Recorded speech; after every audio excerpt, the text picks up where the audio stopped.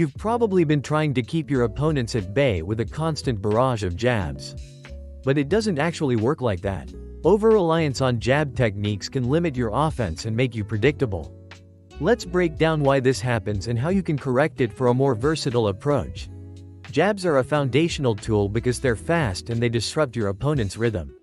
However, relying too much on them creates a pattern that opponents can read. The problem arises when your opponent starts to anticipate the jab and prepares counters. Your jab becomes less of a weapon and more of a predictable move, leaving you open to well-timed hooks or overhands.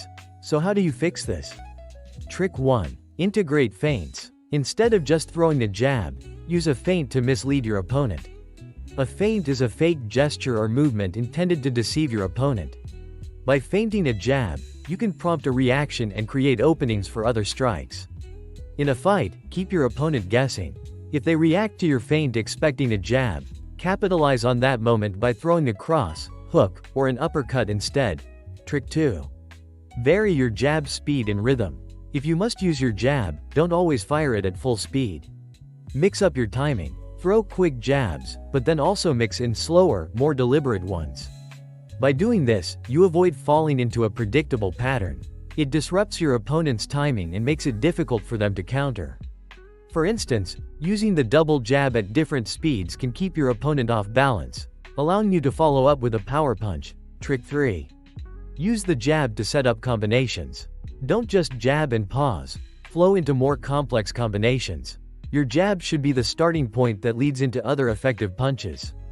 In a realistic scenario, use a jab to gauge distance, then quickly pivot to land a cross or slip to deliver a body shot. This not only makes your attack more unpredictable but also keeps your opponent guessing. Trick 4. Apply angles. Move laterally or pivot after your jab to create angles for attack.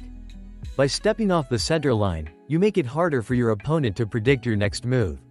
So, jab, then sidestep to your right, and follow with a hook or a straight right.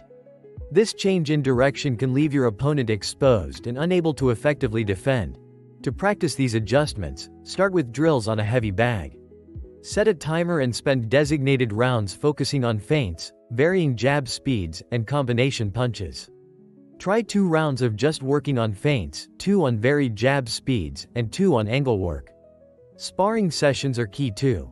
Implement these variations while sparring to see which tactics are most effective against different opponent styles.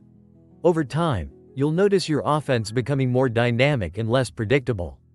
You won't just be the boxer who jabs. You'll be the boxer who controls the rhythm, engages effectively, and keeps the opponent constantly adapting to your strategy.